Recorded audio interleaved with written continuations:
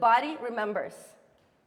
Body memory refers to the phenomenon where our bodies retain memories of physical sensations and movements associated with past experiences. These memories then become our emotions, behaviors, and perceptions without conscious awareness. And in the context of spaces, body memory plays a significant role in the way individuals interact with and perceive their living environments. Spaces influence body memory through repeated physical action, emotional associations, and sensory experiences. So think about things like ergonomic design, furniture, where the space where you are, your visual and sensory cues in the space, as well as environments that elicit stress or relaxation responses. All of these contribute to the way humans interact with and remember specific spaces. And all of these factors combined contribute to the way we move, our posture, and our overall physical and emotional health.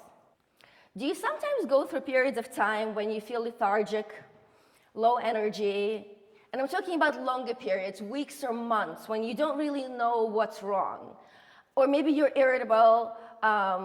So where we live and work has a profound effect on our journeys to happier and healthier selves. Healthy homes and communities are foundations for holistic wellness. In particular, spaces that help us develop and maintain healthy habits and make them the default choice help us become our better selves. So this is statistic. Americans spend approximately 90% of their lives indoors. Don't you think the spaces we spend all this time in should work harder to help us thrive? So in this talk, we're going to examine how and why spaces that are optimized for wellness improve our physical and emotional well-being, optimize energy levels and productivity, and improve our relationships. We're then going to look at a framework I designed for spaces that help us thrive, which will help you look at spaces that you're about to rent or buy through that lens and understand whether they're going to provide an optimal experience and serve your needs and help you thrive. You can then use this framework in designing your own space as a larger project now or in the future. So, who am I? My name is Kate Shifman. I'm the founder of Ioma, an eco-positive lifestyle real estate brand focused on creating spaces and spatial experiences for flexible humans that nourish our minds, bodies, and souls. I started my location-independent journey at the ripe age of 8, when my father moved to the US, and I started spending my summers there in New York City and the school year in Kharkiv, Ukraine with my mother. I did that for 9 years, going back and forth. I was the only kid on the flight twice a year from Moscow to New York City. All the stewardesses knew me. Then I moved to New York, spent some time there, and eventually I found my way to London, where I co-founded a press photo agency, which then took me on a wild ride around the world for 7 years, living in hotels, probably 300 days out of the year. So these experiences prompted me to think about the way spaces affect our health, our performance, our emotions, and also how do we design spaces for flexible humans? How do we create a home for people who do not have permanent homes? So typically, when you're looking at booking platforms like Airbnb, you're going to see spaces that look a lot like this. Perfectly color balanced, minimalist aesthetic du jour, some plants, maybe open plan kitchens, maybe some outdoor space. But it's actually really tricky to understand whether a space you're looking at on one of these platforms will serve your needs and be optimal to all of your needs, work, social, life, sleep, etc. The devil, they say, is in the details. So what we're going to do here is I'm going to show you the elements that are going to make or break your experience. Now you're probably thinking, okay, this girl is insane, she's obsessed with spaces. Yes and no. Yes.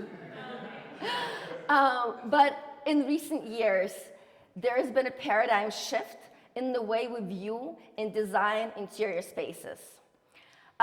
Both psychology and design professionals are recognizing the importance of integrating wellness elements into our built environments. This trend has been accelerated by the rise of wellness-focused living and just the need to combat the negative effects of modern life, pollution, stress, sedentary living, etc. And so as a result of that, in the last, let's say, 10 to 20 years, design, architecture professionals and developers have started to really look into ways of integrating principles that prioritize human health and happiness into the design of commercial and residential spaces. In the following slides, I'm going to show you quotes and sound bites from some of the luminaries of the design field that all speak to the way wellness is important in our built environments. Design should not only be visual appealing, but should also have a positive impact on our health and happiness. Frank Gehry, everybody knows Frank Gehry, it's a household name. So he speaks to the same thing, right?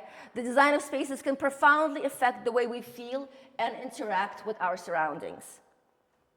Bjarke Ingels, he's built some of the largest, most sophisticated spaces around the world, from Google campuses to innovative public projects all over the world. It's kind of like the architect du jour for the last 10 years. Wellness-centered design is about creating spaces that not only accommodate people, but actively contribute to their physical and mental well-being. And Ilse Crawford, who is a very influential designer, not super famous, but has been the backbone of the design community and a professor at numerous, actually, design schools around the world for the last 30 years. She raised at least the last 2 generations of designers and wrote the book, The Central Home, which became my Bible for a certain time. Design is a tool to enhance our humanity. It is a frame for life. So, I think I've now convinced you that wellness design is important. But what constitutes living spaces has actually changed throughout the history of humanity. And funny enough, we've come full circle from one-room living to one-room living. So, in the Middle Ages, most living spaces consisted of 1 or 2 spaces with humans, often animals, and all of the functions of the family concentrated in that one space to conserve energy and resources. When we get to the late Middle Ages, spaces became larger and more elaborate due to accumulated wealth and improved building techniques. It is the first time we're starting to see separation of functions across the footprint of the home. This is also the time when the separation between servant quarters and master quarters was introduced. Then, of course, with the Industrial Revolution, the huge influx of people into cities prompted the need for more compact and lower cost spaces. It was the first time in history when most work functions were performed outside of the home. And so we're also seeing families increasingly living in their own dwellings and rather than multi-generational households. And then, of course, in the late 20th and early 21st century, the rise of knowledge work brought work back into the home. And so these are the kinds of environments we typically find ourselves in as digital nomads, as remote workers, where everything we need is in the house. So we need spaces that support our lives, our sleep, our work, our social needs, our connection needs. So let's see how we can design our spaces to better serve all of our needs. Through the process of designing IOMA, I studied multiple design disciplines and movements and schools of thought around architecture, design, wellness, and sustainability, and looked at a number of different frameworks. And then, of course, being an independent, location-dependent person, I had to add that dimension as well. And so I came up with my own framework for spaces that help us thrive. So this framework includes 6 modules: comfort, movement, work, connection, nature, and lifestyle. And we're going to go through all of them. So comfort encompasses things like lighting, temperature, airflow, lack of clutter, sleep optimization, and airflow. Thinking about lighting, obviously we have natural light and artificial light. Natural light is incredibly important, particularly in bedrooms. Waking up with natural sunlight helps produce melatonin and helps regulate our natural circadian rhythms. Also, natural light helps us become more alert and productive. Moving on to artificial light, when we look at spaces, we want to have controls for both light intensity and temperature. So when we are working in the daytime hours, in high peak time activities, we want to have light temperature around 5,000 to 6,500 kelvins. So this is kind of like brighter, slightly more bluish light. Little tip, when combined with natural light from the windows or skylights, that actually creates a super beautiful light that is uplifting and energizing, yet calming. As we kind of move towards the afternoon and evening hours, we actually want our light to be a little bit dimmer and a little bit warmer. So 2,700 Kelvin to 3,000 Kelvin. And when we get closer to our sleep time, we want that light to be even dimmer and even warmer, so under 2,700 Kelvin. So ideally, when you look at a space, you want to make sure that there are controls for light temperature and intensity. The next one is temperature. Temperature is primarily determined by building materials, insulation, airflow. Building materials, again, it is something we never think about, but if any of you have lived in Southern Europe in the winter, you know how bad the spaces are. I see this. So this is because spaces built with concrete are great for hot climates, because that high thermal mass of concrete doesn't let the heat from the outside in.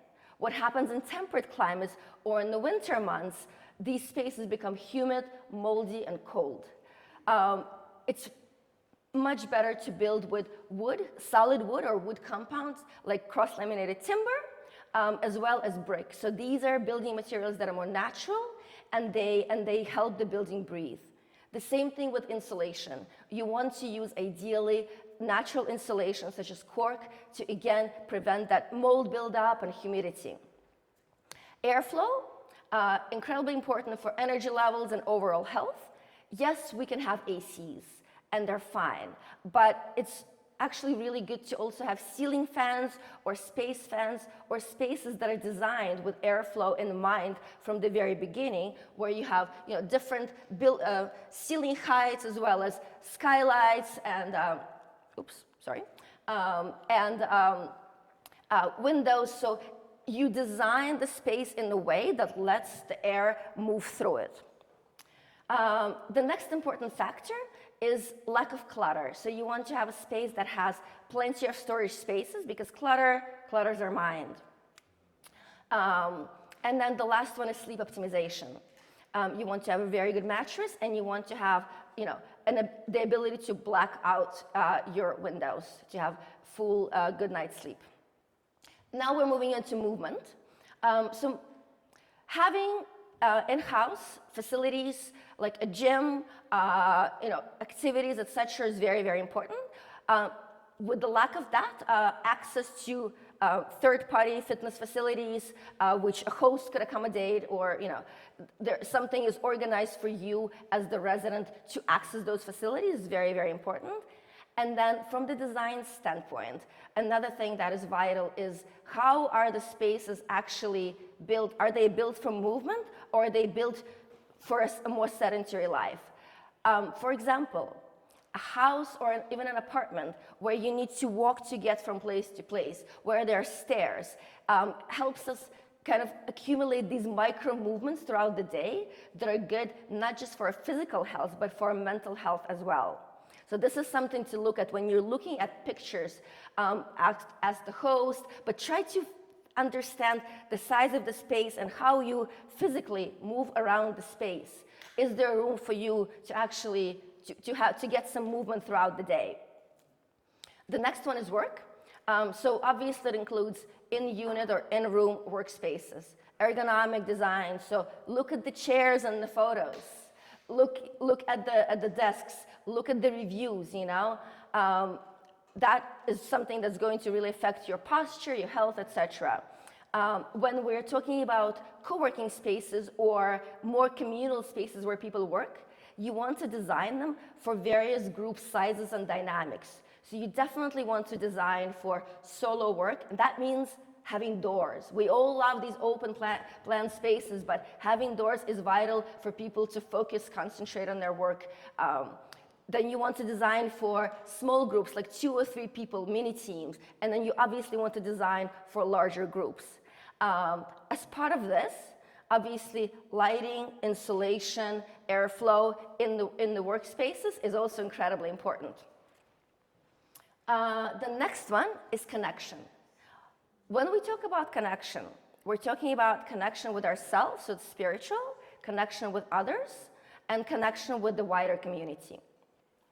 So ideally, when you're looking at a space, ask yourself, is there an existing community? If there isn't, does the host or property provide access to outside communities like Nomad groups, expat groups, or interest-based or sports-based groups? Are there spaces where you can be alone? Are there spaces for mini meditation moments, for moments of contemplation? Is the space designed to provide you with that? Because we need that for our emotional health. And of course, are there activities?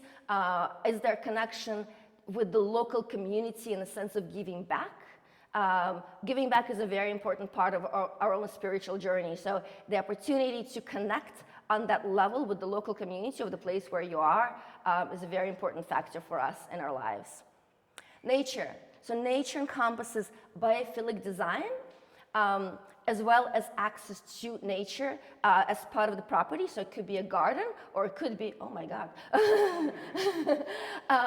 or it could be, very easy access to natural spots like here in Bansko.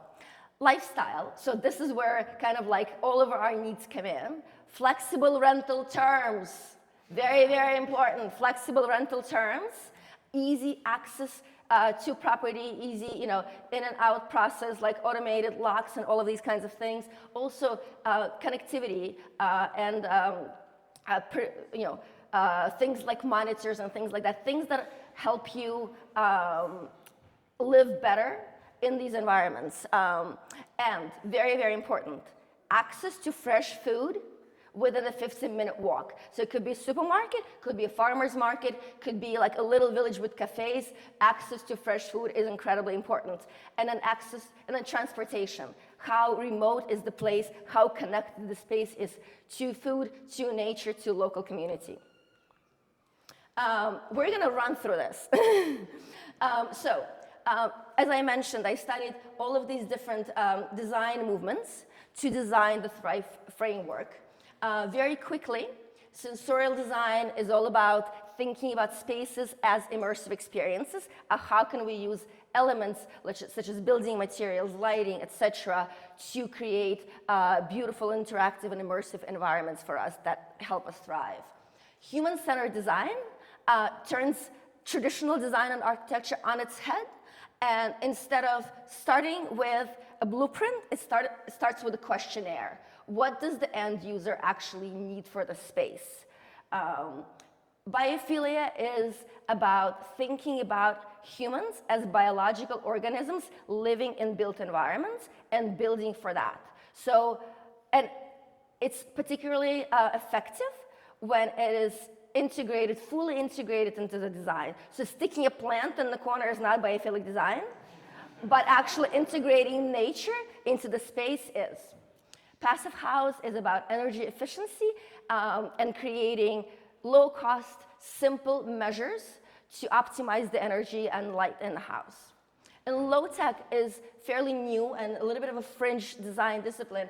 It is incredibly interesting, and it looks at indigenous building techniques to help us bring them into the present moment and learn from our ancestors, particularly around resilience and optimizing living spaces that we're building now to the changing environment and obviously climate. So we talked quite a lot about the framework. So step one is super important. This, you don't skip this step, because this is where it starts. You need to understand who you're with, if you're alone or with someone, and you need to know what your needs are and what their needs are along the comfort and work dimensions. And what are your privacy needs? It is absolutely paramount to understand how much private time you need, how much quiet time you need, and how that space will support you. And then, of course, remember, no space will be 100% perfect. So get very clear on your non-negotiables and the non-negotiables of the people you're going to be living with. Then you can go through every single one of these modules and ask yourself, does this space provide this? So go through every single one of these and search for reviews around that topic. And again, and don't be afraid to ask the host. Okay, so lastly, this is a space that I've been designing in Ericeira, Portugal, that incorporates these principles. So running very, very quickly through it, biophilic and sensorial room design, so we are bringing nature into our rooms. We have a meditation greenhouse to help people reconnect with themselves. We are not using concrete in construction. This is a wood compound that we're building with. So this helps us with, reduces humidity and improves our physical comfort. We have designed our exterior spaces for the different levels of solitude and connection. And we're walking distance from the bus station from Lisbon, which eliminates the need to rent the car. And by that, we are also supporting the local community, because we're creating kind of this network of local producers that deliver food and produce to us. We have a garden, swimming pool, and 2 ponds. So all of these different ways to help us thrive and support our deepest human needs. This is me, again. Feel free to connect with me. And again, if you want to talk, I'll be very happy to.